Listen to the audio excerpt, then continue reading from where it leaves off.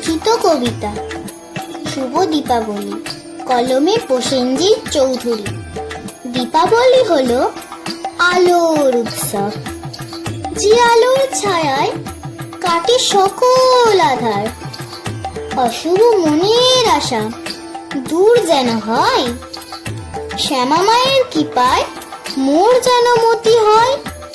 এটুকু কৃপা করো ওগো দয়াময়ী, এই আলোর উৎসবে তুমি সদা জয়ী। শত অন্ধকার দূর করে তুমি আলোর দেবী, তোমার আশীর্বাদে পাই যেন মতি।